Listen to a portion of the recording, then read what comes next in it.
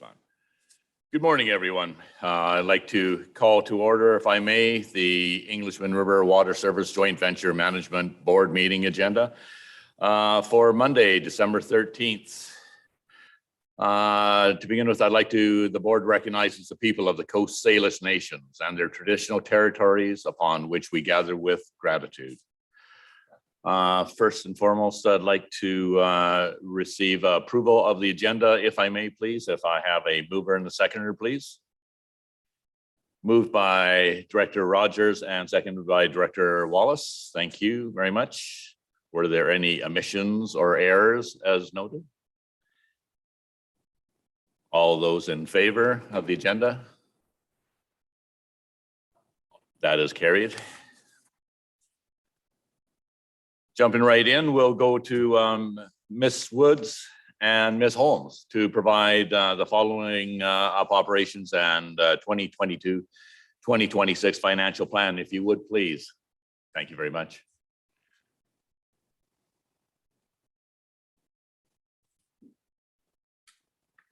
Thank you. Good morning. This is the first time I've gotten to see everybody live. I've been here a year and this is the first time I've seen some of your faces. Nice to see. It's good to be alive. So today, Jed and I, we've decided to do our presentation together. So she'll be doing a part of it and I'll be doing a part of it. So you're going to see in your package the our operations update with the requested information that we talked about last time, as well as the financial plan that was originally presented. And then you'll see the follow-up presentation that we're going to talk about today. So from our last meeting, you requested that staff review the costs and timing of specific projects that are not related to the operations of the water treatment plant. So our previous project list was our professional technical consultant services, SCADA, critical spare parts, our right-of-way, our preventative maintenance program, safety fencing, our water supply and resiliency plan, and IT server network switches and firewall, as well as our 5-year fish monitoring program. So with the request from the board, we had a look at the different projects that we are proposing for our years of resiliency for 2022. And we've come up with these 3 that are not directly tied to operations. We can operate the plant without these 3 pieces, but staff believes that these are vital to mitigate risks, increase resiliency, and meet our regulatory requirements. So I'm just going to go through these 3. Staff has come up with a couple of options and a little bit more information to help you with your decision making. So our preventative maintenance program. In our previous budget, we asked for $100,000 for 2022 and 2023, and then $50,000 thereafter. The increased budget in the first 2 years was to help us establish a preventative maintenance system and schedule and our asset management program and perform reviews and maintenance of our infrastructure. The $50,000 thereafter was to support this maintenance program. Staff has come up with a possible option, which is to break it out into $50,000 each year instead of loading it in the first 2 years. One of the risks that we have with that is if we defer our maintenance, we leave the plant potentially vulnerable to emergency repairs and possible service disruptions. It's critical for us to keep up to date with preventative maintenance. Not doing so can have severe impacts and costly ramifications.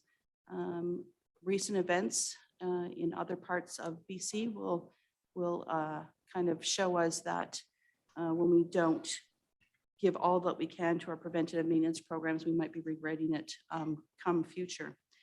I know we pay for insurance. Preventative maintenance is your insurance that bad things don't happen. It's also the most cost-effective way that we can keep the plant running. So, sorry, I should say, staff is recommending that we stay with the original spending package of front loading it by the extra $50,000 for the first 2 years. The second is our water supply and resiliency plan. This plan includes things like business continuity planning, reviewing our current storage and infrastructure for increased capacity, updating our studies on supply and demand data, looking at new reservoirs to tie in existing infrastructure, looking at the option to maintaining our old pump station as backup, as well as any other options that we have to make sure that we can provide safe drinking water when we have unplanned emergencies. We believe that this would be a great tie-in with our water storage budget of $50,000 because we want to look at things like how can we increase our current reservoir systems? How can we maybe build a new reservoir system that attaches to our existing infrastructure and any other cost-saving current methodologies that we can to provide greater water storage. When we had our drought levels discussions with the province, those areas that were able to store water were able to provide a different level of water restriction than those who could not. Because we were able to store water, I mean, even behind the dam, that is a water storage system, we were able to set our water levels, those that were going to match the supply and demand that we had. With current events, staff envisions that there are going to be multiple grant opportunities in this coming year for emergency management and resiliency programming. Staff will be actively looking for these ways that we can save money on these two programs, or maybe increase these programs to make them more robust than what they currently are. Staff is recommending that this package remains completely as been presented. So I know we had a lot of discussion about this fish monitoring program last go round. And so staff has done quite a bit of research into several different options and several different possibilities for us with this one. We've looked at the option of having our own biologist. We've had conversations with the Mid-Vancouver Island Habitat Enhancement Society to ask for some assistance in finding biologists or finding other opportunities for us. We've talked with our legal counsel and we've had a look at our Fisheries Act. And one of the things that I just wanted to mention about this is that back from council, they've provided 3 recent case laws of fines from $30,000 to $2.5 million in penalties for local governments. And this, if I could put it into context, this is not in a bad faith or an intent to even cause harm, or a cause of harm is not needed for these fines. The omission of a statutory condition is sufficient for a statutory offense. And this program is a part of our permitting and authorization to have the intake in the river. So with some of the leads that the Mid-Vancouver Island Habitat Enhancement Society gave us, we had some contact with some folks at the Ministry of Forest, Lands and Natural Resource Operations, and they have grant opportunities that are possibly coming in March for the steelhead and electrofishing surveys. And this is a big part of this program. It's a part of the monitoring program. And they've agreed to work with us and with our respondents to help us come up with some possible sharing of knowledge and sharing of funding if that were to come available to us. Also, we talked with the 2 respondents to our request for proposal. And if we are able to get some help with the steelhead, snorkel, and electrofishing surveys, that would lower our costs of approximately $130,000 over the 5 years. Now, if you look at the second slide, you'll see if we are able to get that grant funding or other grant fundings, there are fundings available to us that we could try to apply this work to. This is what the budget would look like, decreased by $130,000. You'll notice it's a little bit front heavy, but that's because we wanted to purchase 1 piece of equipment and rent 1 piece of equipment. Because the turbidity meter is something that we use all the time, it makes sense that we don't rent 2, which is needed for this study. So staff is recommending that we approve this spending package with, you can go 2 ways, either with knowing the grant is a possibility, not a sure bet. So we can either go with the full amount that we were requesting and then apply those grant fundings if we are able to secure them. Or you could go with a lower amount at this point and then if we are able to get the grant fundings, that would increase it, or we would come at the end of the year with an amended budget saying we were not successful, and then we would need the extra amounts. So I'm going to lead you over to Jetta here.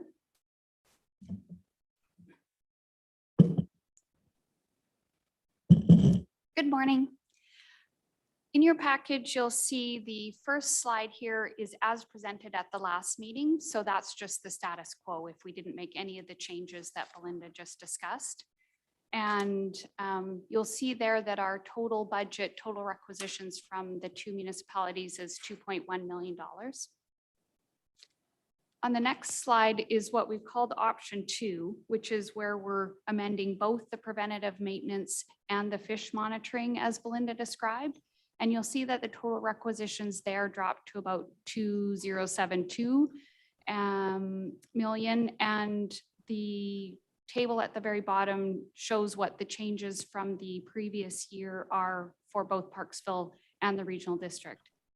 One thing to note is that there's some changes there that kind of net against each other. For example, the increase in the operations expenditures is quite significant. As Belinda's gone through, there were a number of different spending packages that were important as we're moving forward after a full year of operations.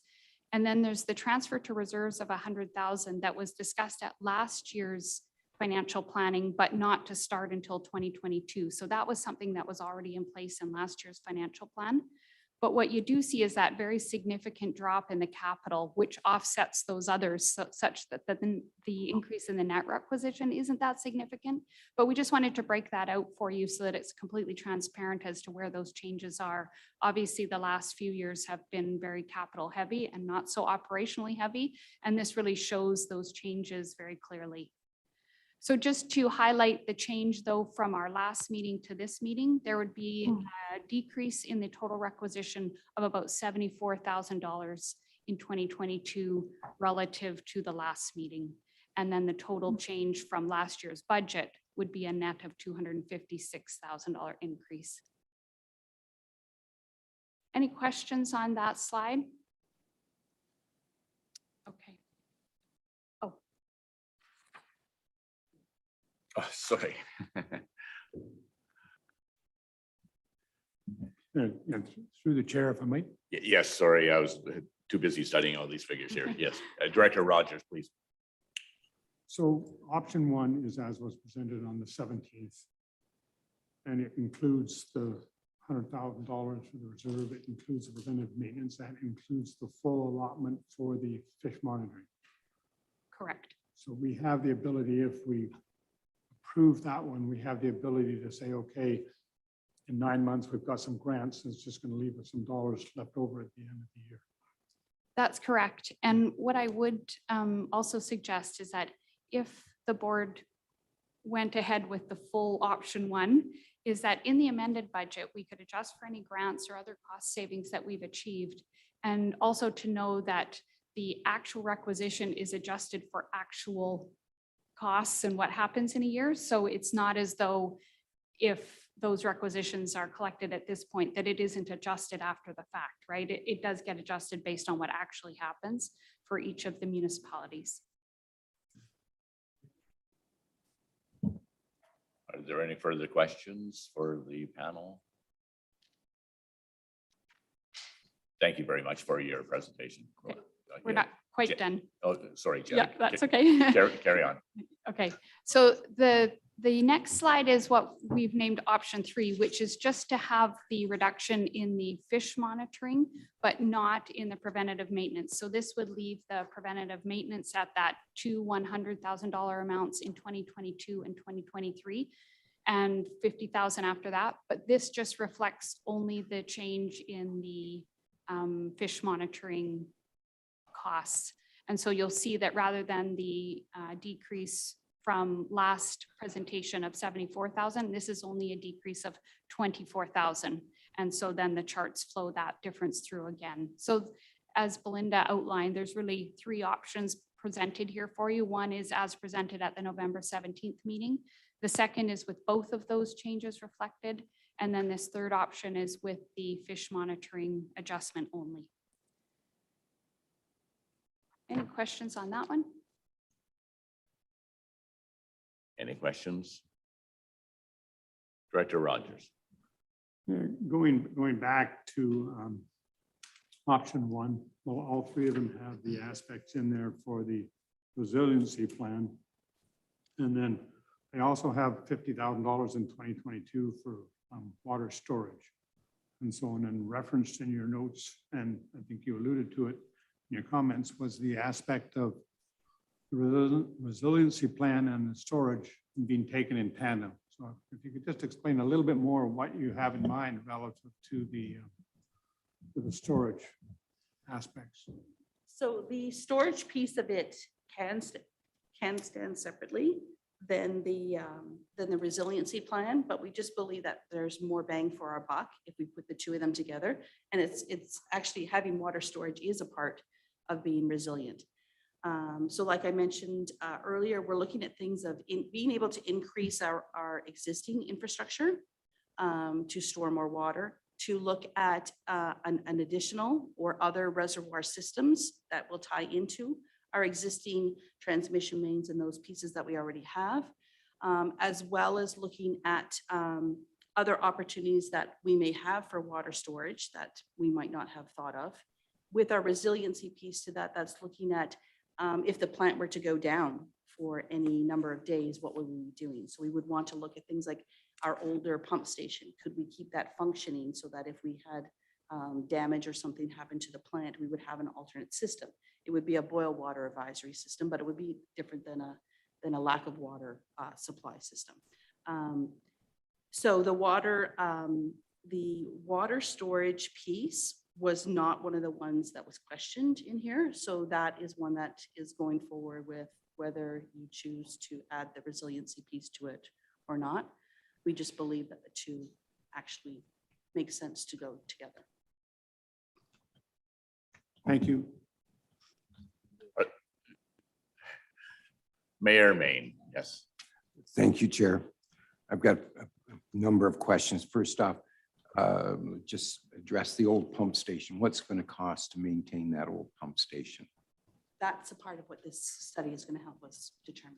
We have no comprehension now of that it's going to be like a $6 million Oh, no. or anything like that, or a Nowhere near $12 that. one, It's not going to be $12 or $12 or $6 million. somewhere in between. Yeah, no. Rough guesstimate, don't hold me to it. We're looking at probably 100,000 to get it back up and running.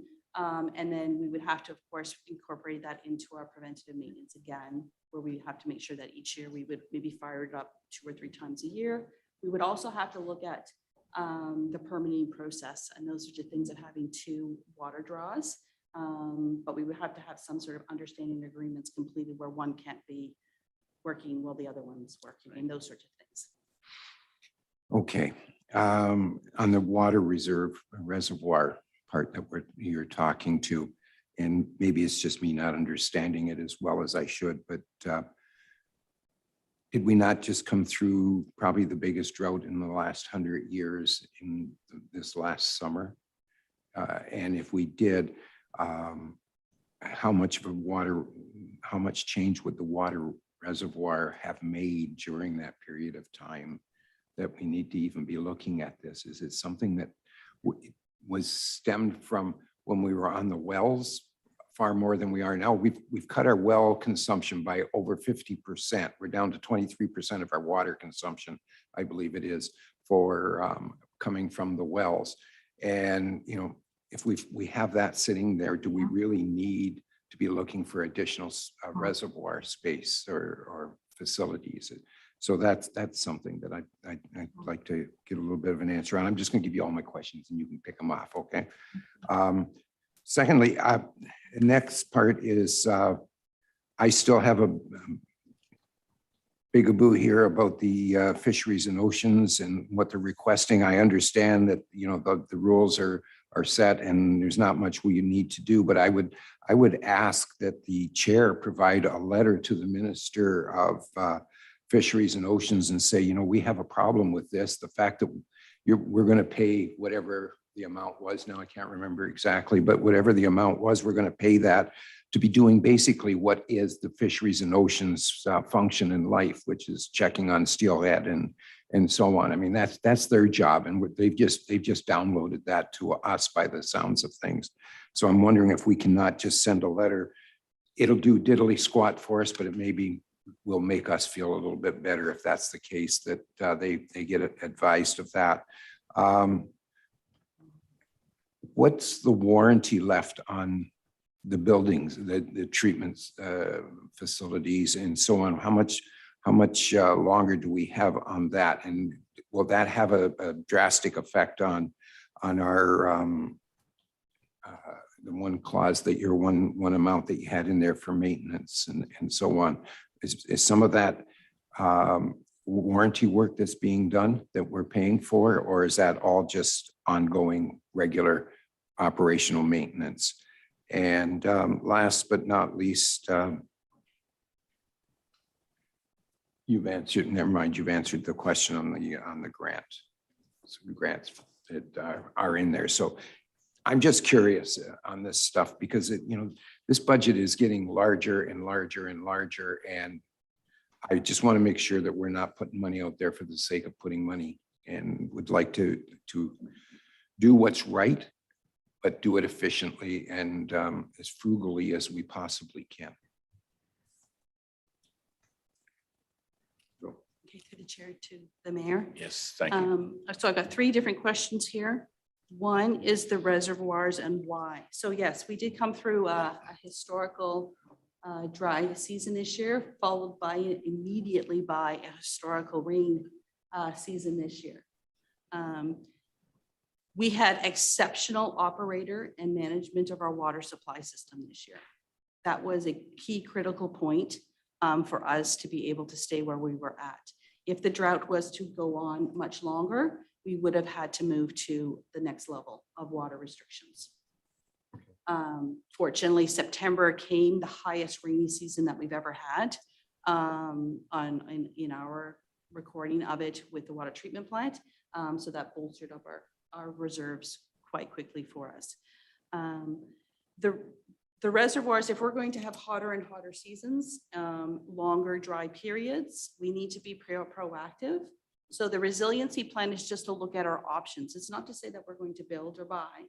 It's just to look at the different options that we have to ensure that we always have a strong water supply. So we're not living on that edge of what level that we're going to get to. The second question about the fish monitoring, I'll leave that up to the board to decide whether they want to send a letter or not. The difference between what the ministry does with their monitoring and what we are obligated to do is we have to show if there has been any damage to the fish systems based on us having a water intake system in the river in that space. That is our legal obligation to do that, which is different than their studies that show salmon and steelhead and all the different fish that go through our rivers where they're at. And third, our warranty. So our warranty period ends this year. We are in discussions with H2O because some of our, we're currently going through our monitor test period that we talked about in our previous presentation. It's going a little bit longer than anticipated. So we are in talks with them to extend the membrane pieces, the pieces that H2O built to March of 2022. So we have the opportunity to finish our testing period and have some movement with that.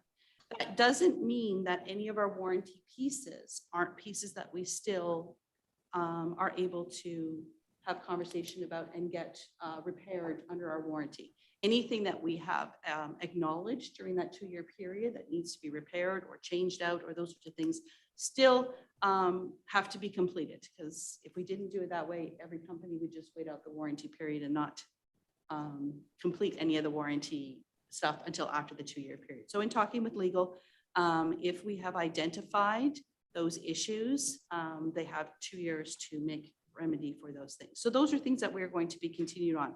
The maintenance, the preventative maintenance program is completely separate to that.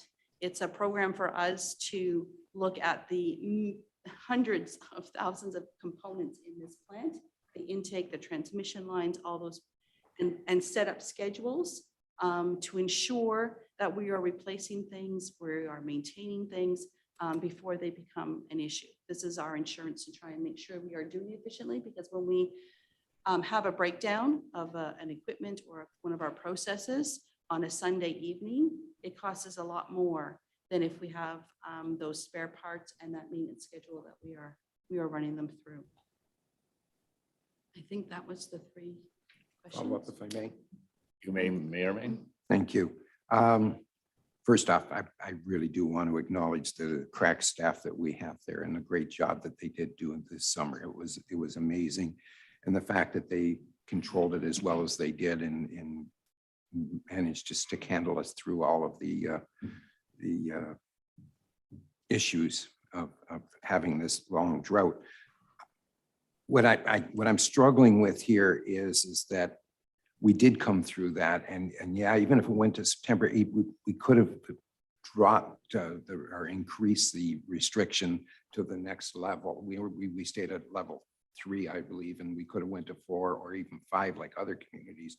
Would we have needed more reservoirs to do that, or just change the restriction requirements? I'm just trying to see how much money is this going to cost us to look at doing some type of reservoir system out there, or even investigate the potential of reservoir systems if it's not something that we're going to do. I mean, we've had this is the first time in history where we've had this drought. I mean, that we can't make the assumption that this is always going to happen every year. It may not. So far, it hasn't proven that's the case. So I just don't want to be spending a whole bunch of money, especially when our budgets are getting to the point where they are, without us at least looking at this and running a couple years before we say, whoa, wait a minute. Yeah, we did run into these long drawn out droughts over 3, 4, 5 months. And this is what has caused the issues. So the only alternative we have is to find some type of a reservoir system to offset that. That's my concern here. I'm not against the idea. I'm against the idea of jumping off the bridge before we really have to, or before we know what we're dealing with. And that's where my point is. Yeah, and we'll take up about the letter later at another point. That's just something that bothers me on this one. But staff did do a great job on that. Thank you, and thank you about the warranty work. Good explanation. So one of the pieces with the resiliency plan that's separate from water storage is that we need to make sure that if the plant was to go down for any length of time, that we have backup systems, that we have resiliency systems in place, which would also be a part of that $75,000. Understood that, and not questioning the resiliency at all. It was the water storage part of what I'm after, or was talking to. So thank you. I think it's Walters. Yes. Okay, thank you. Mr. Walters, go ahead.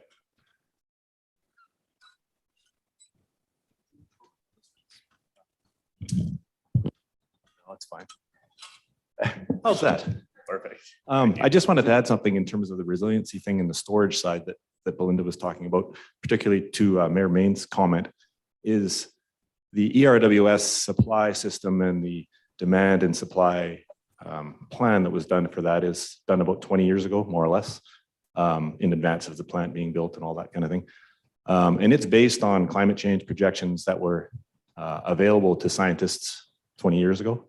And one of the big things around storage potentially and resiliency is that, the ERWS had a very, very well-defined plan for supply to the city and the regional district area E in around 2000 that looked out 50 years. And there's, adequate storage for the two systems built into that plan at that time, given the assumptions that were made around climate change at that time. So one of the big things to think about in terms of resiliency and future proofing is, the ERWS as a water supplier needs to look at potentially revisiting those climate change projections that were done back then, given the increase in science that we've all seen in the last 20 years, and to see if the assumptions made in that very detailed plan for water supply for both communities, which is a really good plan that goes out a long way, just to make sure that those assumptions are still valid, because that may be some of the things that drive the need for additional reservoirs within the distribution system particularly. So I just wanted to throw that in there about the climate change thing, because I think that's a really big part about this. The 20 years that have happened since we made the ERWS plan has been 20 very pivotal years for climate change science. And while we did take into account climate change back then, I think everybody's view on it has changed substantially. So our plan that took us to 2050, 20 years ago, you know, that might need to be looked at again, and it might be fine. It just depends on what the climate change assumptions were made at the time. Anyway, just wanted to make sure we didn't forget about that. Thank you, Mr. Walters. Any other questions? Director Rogers. Yeah, and thanks for Mayor Mayne for the questions, but also to Murray for that response too. In addition, in listening to that and thinking about our water storage and our resiliency plan, I guess through you to staff, and we all are concerned about escalating financial plans and escalating annual costs. Is there value in doing the resiliency plan first in 2022 and then following up on the results or any information that we receive, the many reports that come from that resiliency plan, and then taking a look at 2023 at whether or not we investigate further storage? If the resiliency plan is going to identify that we need more potential reservoirs, or we need to have more water capacity so that we don't necessarily get into level 4 on an automatic basis, or even level 3. Because I think in addition to what Mr. Walters has referenced, from anything I've heard over the last few years, not only in Parksville, Area E, and Nanaimo, and wherever we go, the water consumption on a per capita basis is going down. Public is demonstrating some significant reduction in water usage on a general basis. And perhaps in our resiliency plan, we can take a look at that, as well as some of the information on climate change. And with a bit more information along those aspects, maybe then we can take a look at the storage aspect in 2023, because there is $50,000 in here. And I know we didn't have a lot of discussion on November 17th. We did have significant amount of discussion around that a year ago, when we were looking at the 2021 plan. So I'm just wondering, from staff perspective, whether there's any value or legitimate reasons that we may be able to carry on with the resiliency one and do the storage following that, or is another option to combine those two of those dollars and have 125,000 available for a resiliency plan. So I'm just wondering if that gets your comments about tandem operation within those, or whether it should be treated as one. So through the chair, if I may. Exactly your last point there.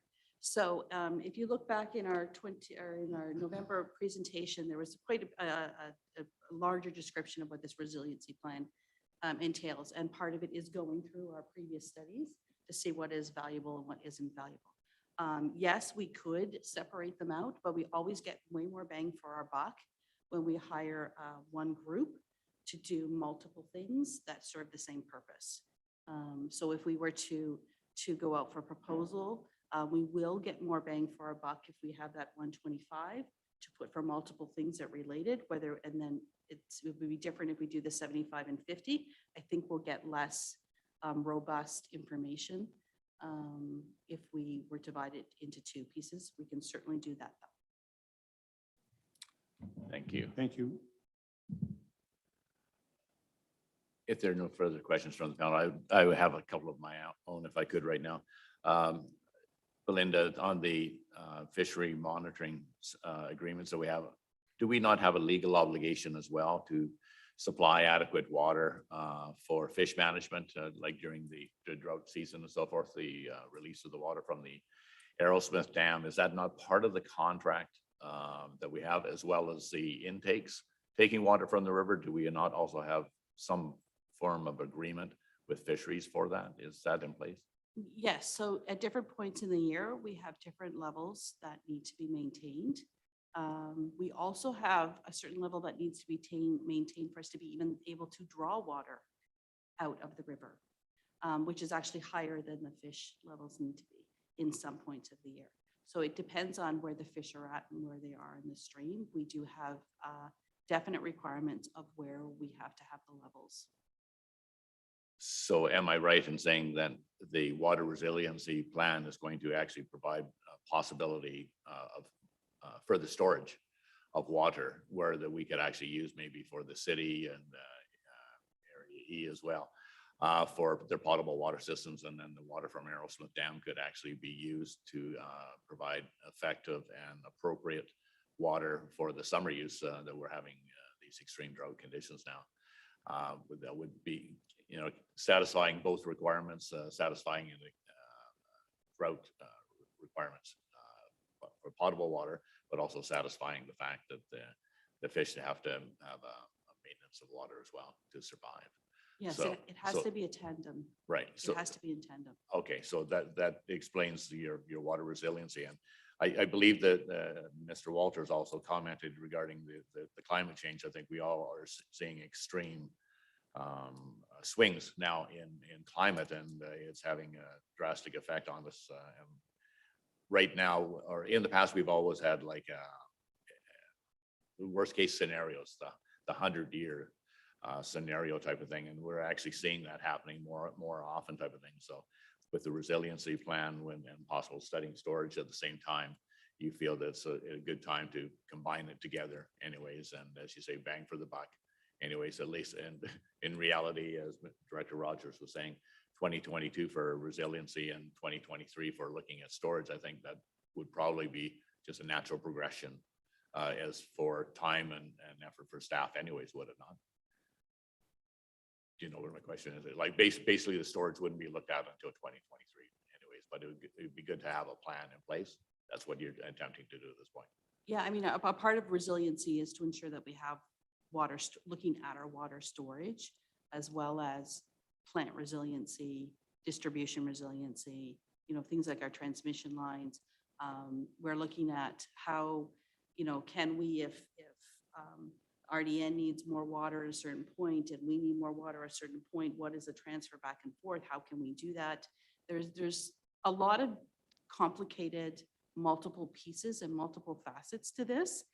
And staff's recommendation is that we look at it as an overall reaching one umbrella item that's going to have multiple different pieces to it.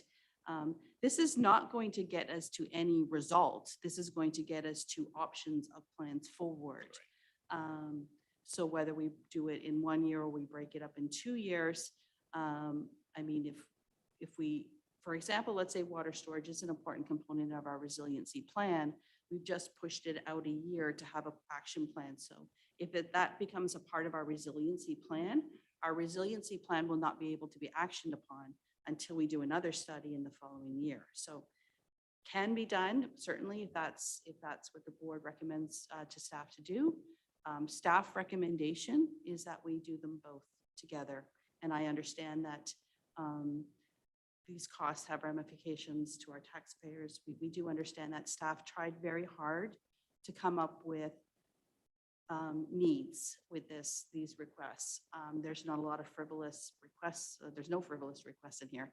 This is what staff truly believes is our best path forward to ensure that we have a strong, resilient water supply. Thank you. Director Wallace. Thank you, Chair. And through you, would the resiliency planning also not provide projections as related to development in the area? And you mentioned if we needed more, so potentially if we require more water, either in Area E or other regional district areas, then wouldn't the economies of scale of being able to provide that water also be something from a resiliency plan perspective that could potentially lower user costs of existing users, but show how the capacity moving forward could create more cost efficiency and more, I guess, protection of groundwater. I guess that's what I'm really trying to understand is when you do a water resiliency plan, that is along the same language that the regional district is using in its climate action plan, and its priority is to focus on water resiliency as a first priority. So certainly from a region perspective, Parksville's right in there, as well as Area E. I guess I do have a question about this plan, because there is a number of other initiatives that are happening, and they're in the French Creek watershed, but there are residents in the Parksville area within the French Creek watershed that are receiving ERWS water now. So I guess my question, if I could pose it to Mr. Walters, is if there would be any benefit or collaboration of the French Creek watershed study that's occurring in 2022. Could any of that information form as an input to the resiliency planning for ERWS?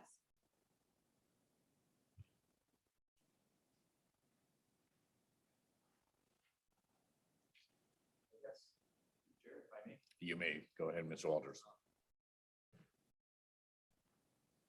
So the French Creek study that's being undertaken by the regional district essentially doesn't extend as far south as the Englishman River watershed largely, which isn't to say there isn't some effects, because the oceanside area is kind of connected. The French Creek water budget study is very interested in what's going on in the city's northern well fields, because that is in the groundwater that affects the, let's call it the French Creek water region, but the Englishman River is not inside that region. So certainly that study is very interested in what's going on in the city's well assets in Springfield, I think Springwood. But yeah, it doesn't really, I don't think it's going to contribute a lot to things related to the Englishman River side of the water service, honestly. I think the more we learn about the groundwater in French Creek, though, you never know what we might learn, but certainly the plan of that study isn't going to look with any amount of focus as far south as the Englishman River. I'm sure. Does that answer your question? Thank you. Follow up. Yeah, Director thank you. Wallace. Yeah, thank you, Chair. I'm most interested in Aquifer 216, and it is the aquifer whereby the city's wells have drawn water in the past. That is in the French Creek watershed, I believe. Yeah, that's in the Springwood well field up north. That's correct, yes. So that is the aquifer that's been listed at risk and in the past, and it is part of the new study moving forward. So would that information not then provide an input to resiliency planning for Parksville? Because if the ERWS went down, wouldn't the wells have to come back on with more capacity? Through the chair, if I may. You may. This is just about out of my realm of expertise, but what I will say is the ERWS plan that was developed around the year 2000 looked at development in the city of Parksville and the regional district area E right out to 2050. And I think we'll find, if we look at that the pace of development actually is a little lower than what was identified in that study. I'm confident of that in area E, and I'm pretty sure the same could be said in the city of Parksville, that it wasn't quite as fast as what we thought there. So I think as we look at resiliency in the area and compare our development plans, we're going to find that side of the equation hasn't changed substantially. It's more on the natural effects of climate change side, the water supply, and which includes the flow between surface water and groundwater, without a doubt. But that plan that was made back then did take into account the capacity of the city's wells, as well as the region's wells in that northern well field, and what their contribution would be to the water supply required for the expected development and population build out in the year 2050. So that side of it, I think, has been really well looked after. What actually happens and what the future holds for the aquifer that's under those wells, and that, I think that is another question. But from a population support perspective, I think that's been kind of well looked after. Again, I'm not quite sure if that answers your question, but it's right on the fringe of my expertise. Thank you, Chair. Yeah, I really, the point I'm trying to connect here is that we've got the region working on water resiliency planning, and we have from a macro perspective, and then from a micro perspective, we need some resiliency planning for the ERWS as well.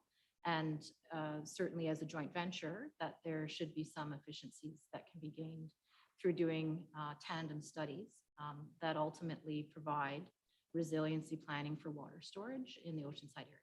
So you have answered my question, and I guess the answer is that there are more questions, but the sooner that we fund the plans to answer the questions, the less questions we'll have. So thank you. Thank you, Mr. Walters. Linda, go ahead. Just in addition to that, myself and several other Parksville staff are also being included in with that study. So we are working together to get some information that will benefit both. And our staff will be providing the information on the wells and those things as requested for that study. Mayor Mayne. Thank you, Chair. I think it's very important as we're going through this conversation today. There's no doubt, I haven't heard anybody speak negatively about the resiliency side of this. I think the concern becomes the water storage idea.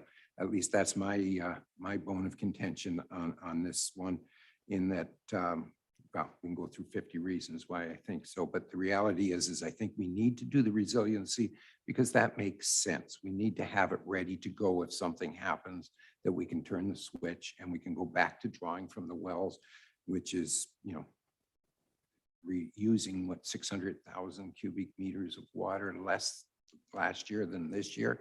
So we've got this water that's there and that is building, hopefully, because I don't know if anybody else is withdrawing down on that any more than what was before we went on with the treatment plant. So I'm looking at this and saying, all right, we've taken out 600,000 cubic meters of water less than what we normally did in prior to the treatment plant coming online. So therefore, you would think that some of that is being built and rebuilding the storage that's in the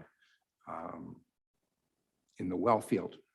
And if not, my guess would be that that's going to be found out by the region when they're doing their resiliency plan, and because it is in their area. The 216 is in their area, and it's going to fall under the jurisdiction of that. So I think what I'm saying here, I know what I'm saying here is that I'm all in favor of doing the resiliency part. I would like to, you know, 1 year, yeah, and maybe even go out further and see if we get to 2022 and it's not the drought that we had in 2021, we may say, hey, that was just an aberration of you know, what happened, and it was that 100-year plan or situation that comes around. But if we get 2 years or 3 years in a row of droughts like we had, then we're going to have to look at the whole thing again, because that was never considered when we did it. But I don't want to be spending a lot of money and time, staff time especially, on evaluating something that may or may not be an issue at this until we get there.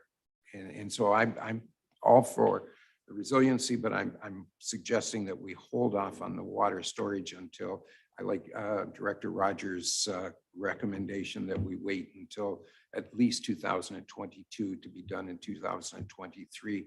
And I hear your concerns that extends the problem out that much farther.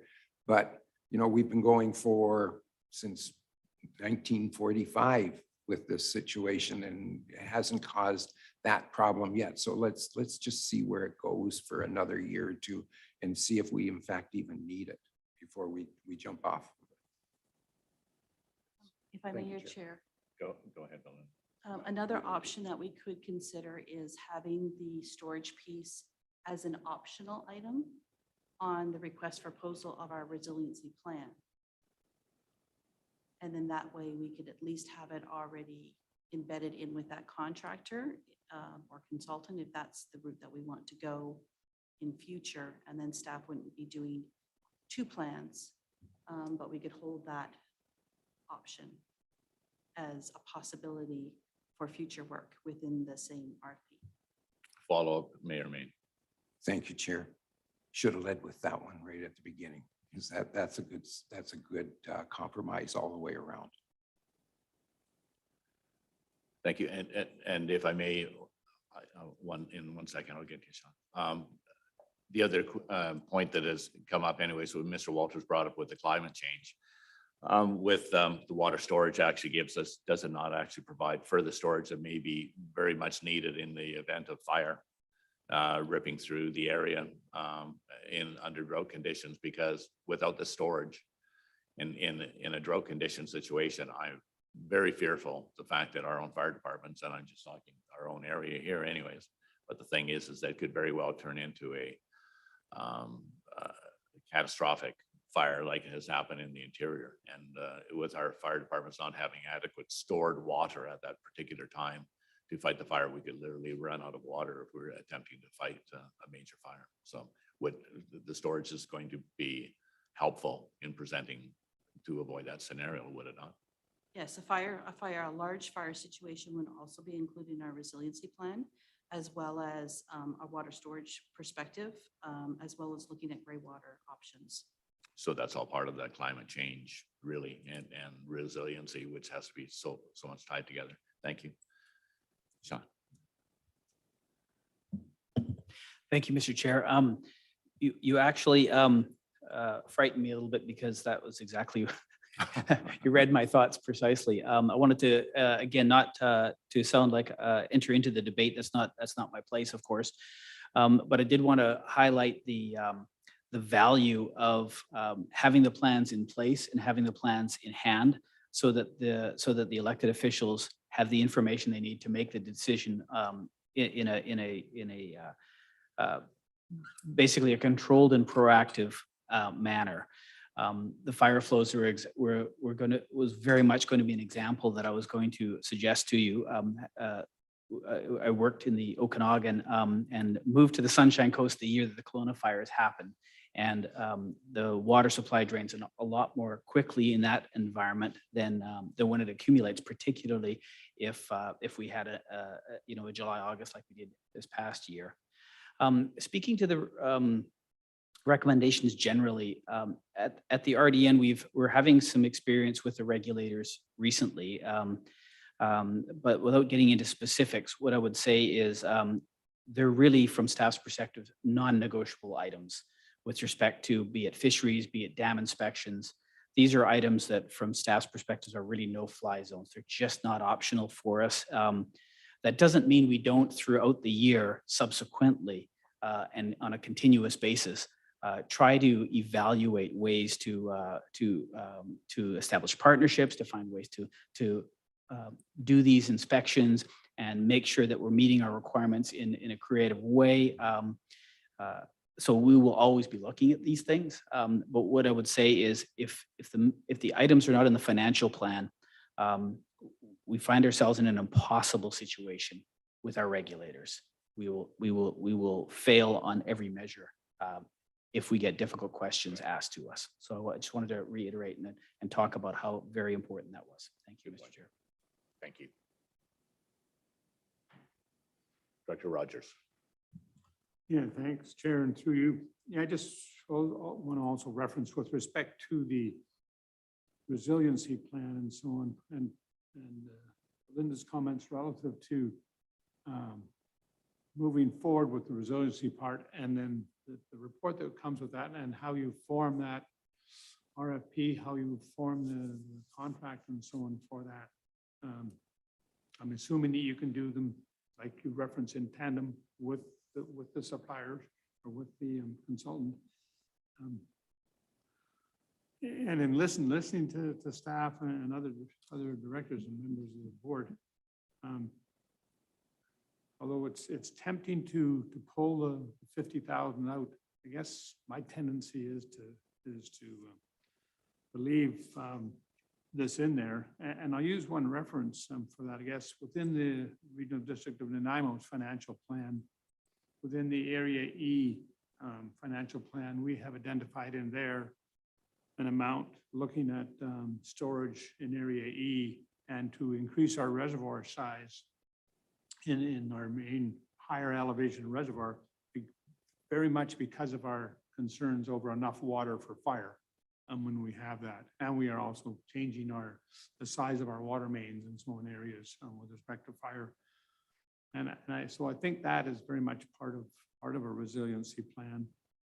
So for this one, maybe I'm just speaking prematurely to a motion, but for this one, I'd like to leave both amounts in there and recognizing that we have staff have the option of coming back to us and saying, okay, we're not going to spend it in 2022, we're going to spend it in 2023, but we have enough information based on the resiliency data that we have now to say this is what we need to go forward in 2023. So, thank you. Thank you. Hearing no further questions, I think we should, we're getting into the motion discussion anyways. So the thing is that no further questions. I'd like to thank you very much for your presentation and your questions, answers here. I would like to break out the recommendations here if I could. So do I have a mover and seconder for the recommendation that the presentation from the Englishman River Water Service Management Committee dated December 13th, 2021, entitled Englishman River Water Service Water Treatment Plant Follow-up Operations and Financial Presentation be received? Director Wallace. And do I have a seconder? And Director Rogers. All those in favor? That is passed. Do I have a mover and seconder for the following recommendation that the Englishman River Water Service Management Board approve the ERWS 2022 to 2026 financial plan as presented on November 17th, 2021, attached to the report as Schedule A? Do I have a mover and seconder for that? Director Rogers, seconded by Director Walters. All those in favor? Sorry. Yeah. Yes, Director Wallace, seconded, and Director Rogers moved. All those in favor? That is carried. Thank you. Noted. Do I have a mover and seconder for the following recommendation? Point 3, that the Englishman River Water Service Management Board recommends the joint ventures adopt their respective portions of the ERWS 2022 to 2026 financial plan as presented on November 17th, 2021, attached to the report as Schedule B, Parksville, and Schedule C, RDF. I have a mover. As Director Rogers, I have a mover. I have Director Walters as a seconder. Wallace. Mr. Walters here. Yeah. I'm just going to, Leanne passed it. Thank you. Thank you very much for that. All those in favor? That is carried. Unanimous. Thank you so much. Yes, thank you. Thank you, Chair. I'd like to move an additional motion that staff seek water resiliency planning and fisheries monitoring and compliance grant opportunities for the Englishman River Water Service. Do I have a seconder for that? Mayor Mayne seconded that motion. Thank you. Would you like Would me you like to speak that? to it? Sorry, I'm just looking at you, but yes. Really, it's just to, I think, to capture some of the robust conversations that have occurred during this budget planning. And I just think it's important that the minutes reflect that we've discussed that and that would be the direction that may provide Mayor Mayne with some breathing room. Thank you. Any further discussion regarding the new motion on the floor? Director Rogers. Yeah, I certainly support it, and I think it goes in line, and we have received the report, and that report does reference in numerous places that we will, and staff will move forward with keeping an eye out and looking for any grant opportunities. So I think it's whether it's provincial, whether it's federal, whatever, to try and keep these costs more in line with what we would all like to see. Explore every grant opportunity. Mayor Mayne. I'm in favor of this. And the main reason here is I think that there's going to be a significant amount of funding coming out based on what's happened over the last 2 months across the province of BC. So I would like to have our applications in there as quick as we can so that we can get as much of the funding for any of this. And if we get more than what we're looking for one, we can shift it over to the other. But I'm in full support of this. Thank you. I too feel that this encapsulates anyways, all the discussion we had today, which is very important anyways, to have it on record and giving staff direction of what we're expecting and appreciating for all their suggestions so far. I will call the question. All those in favor of the motion on the floor? That's passed unanimously. Thank you so much. Is there any new business at this time? I will call for a motion to adjourn at this time, if I may, by Director Wallace, seconded by Mayor Mayne.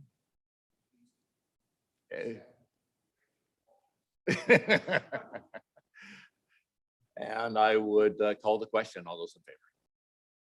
Passed unanimous. That is carried. Thank you so much.